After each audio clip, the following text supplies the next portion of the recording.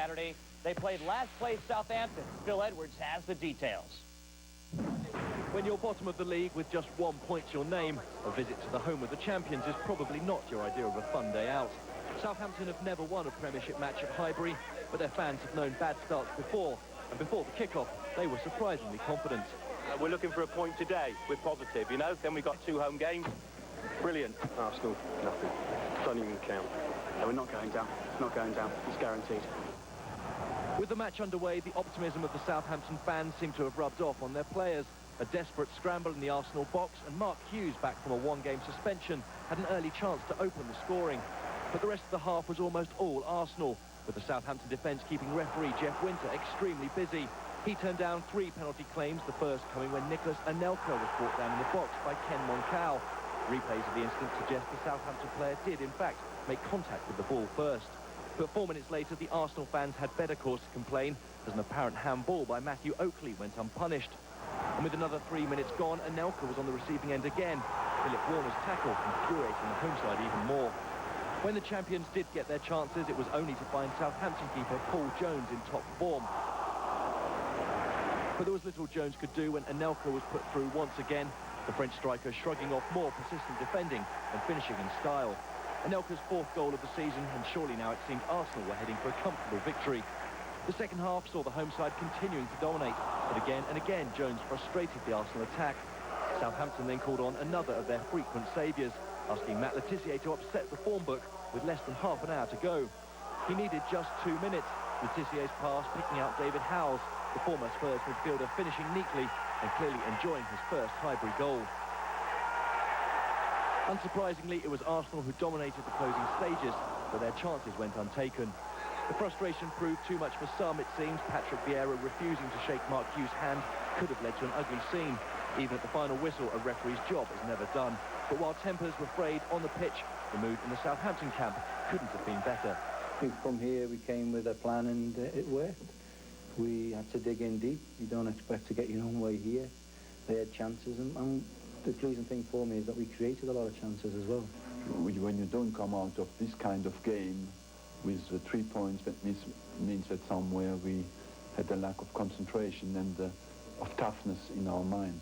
We haven't really changed anything drastically. We've worked hard on the training ground all through this bad spell, and we'll continue to do so. And hopefully that'll be enough to turn our season around. You know, we feel we've got enough good quality players to get ourselves out of the situation we're in, and with determination and a bit of luck as well, I think we will. Wow. Could this be the start of something big for Southampton? Next week, they're back home against Coventry, so we'll see what happens with the Saints. Well, right now, let's check in and see what happened in the rest of the Premier League matches on Saturday. Kevin Davis returned to the Blackburn team after a month out to replace broken-arm victim Kevin Gallagher, and Rovers' record signing nearly fired the visitors into an early lead. Middlesbrough, without Paul Gascoigne and Gary Pallister, were looking for top scorer Hamilton Ricard to find the net, but he was foiled by Tim Flowers. And it stayed goalless until the 56th minute, when Damien Duff's corner was headed in by the Blackburn captain Tim Sherwood. 1-0 to Rovers. Middlesbrough's new £3 million signing Brian Deane made his Borough debut as a substitute, but it wasn't until 7 minutes from time that the Teessiders drew level. Blackburn defender Darren Peacock handling the ball inside the area, according to referee Uriah Rennie.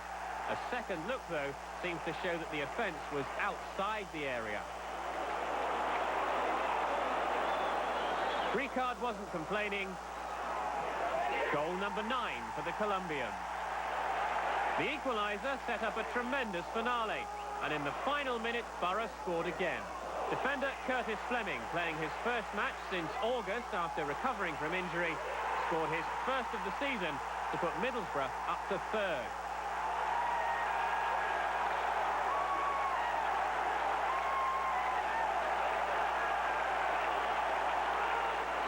Middlesbrough 2, Blackburn 1.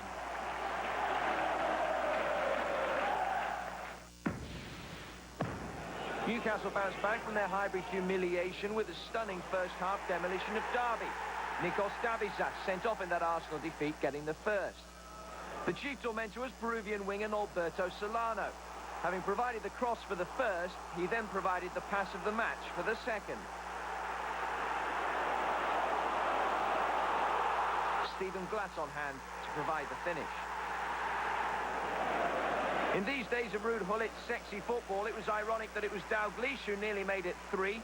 Solano, one of Kenny's final signings, with another pinpoint cross. And Kenny's son Paul making his full Newcastle debut, hitting the post. Before David Batty and Horacio Carbonari almost hit each other. In the end, Newcastle had to cling on. Dion Burton with the final touch from Lee Carsley's free kick. But cling on they did. Newcastle 2, Derby 1.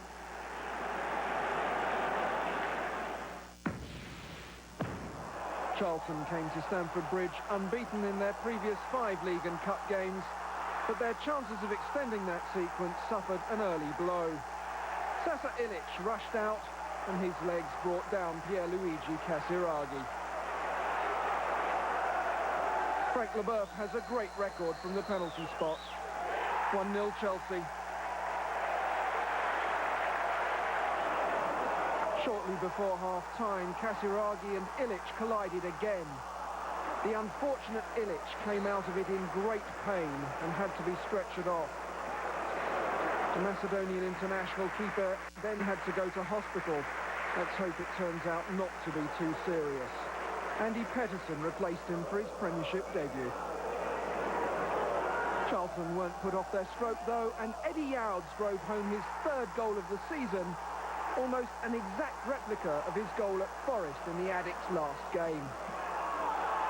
They even came close to taking the lead, but big Ed Bahoy kept out this Danny Mills rocket.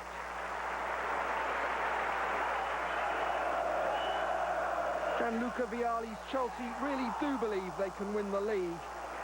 They're unbeaten since the opening day of the season. And Gustavo Poyet's late winner gave them all 3 points at the bridge. Harsh on Alan Kirbishley's boys though it was. Final score, Chelsea 2, Charlton Athletic 1. Oh, Gustavo Poyet, his goal in the 88th minute, once again rescuing Chelsea. That made today's match from Highfield Road all that more important. Let's check out the highlights and find out what happened. Coventry City, Sheffield Wednesday, both in need of a win, and the Highfield Road faithful ready to cheer on the home side. But the visitors Wednesday, without suspended star Paolo Di Canio, they get the first chance. Benito Carboni trying the bicycle attempt, but it goes just wide. The long free kick by keeper Kevin Pressman right onto the foot of Carboni, but as you can see, his acrobatic attempt, just misses. Then it's Coventry City's turn to try the direct route as Magnus Hedman's punt corralled by Dion Dublin, who gets it to Gary McAllister, and he got a bullet, but Kevin Pressman there to make the great save. McAllister with the long distance shot, but Pressman says, not in my net. Not this time. Now it's Sheffield Wednesday down the right flank as Nicholas Alexanderson's cross finds Andy Booth in front, but the big Swede, Magnus Hedman. Nice reaction save. Hedman gets up in the air and knocks it away. He denied Booth and Wednesday. In the second half, we find Gary McAllister with the corner, and the ball goes right through Kevin Pressman's hands to Dion Dublin. But he rocked the post. The Coventry City captain cannot believe he missed such a golden opportunity right there with the open net. Coventry continued to push forward, though, and their persistence paid off in the 75th minute. Noel Whelan gets a nice return pass and finds Dublin. This time, no post, just net. Great pass by Whelan. He found the streaking Dublin, and Dublin knows what to do with it. This time it got past Kevin Pressman. Beautiful shot. It was 1-0, and Dublin's coach Gordon Strachan is happy. Neon Dion, that turned out to be the game winner. 1-0 Coventry City. Well, here in Los Angeles, I saw that one for you. Leicester in blue came out running, but it was Tottenham who struck first. 13 minutes in, Rule Fox passed to Darren Anderton to get the visitors started. Anderton sent across to Les Ferdinand. There it is. The England international scored his third goal of the season. Ferdinand finds a cross, taps it in. Tottenham up 1-0 in the 37th minute. Neil Lennon made a long pass in the middle of the pitch to Neil Heskey, who spun around Ramon Vega for the goal. Heskey's third of the season. Check this one out. Beautiful. Lennon finds a wide-open Heskey, who, check out that move. Sensational. In the second half now, Tottenham's Chris Armstrong could have scored the winner when he beat Leicester's defense, but American goalkeeper Casey Keller said, "Not on my watch." He blocked it down. The assault was stopped when Armstrong was called for a handball. In honor of Keller, the home fans chanted, "USA! USA!" Nicely done.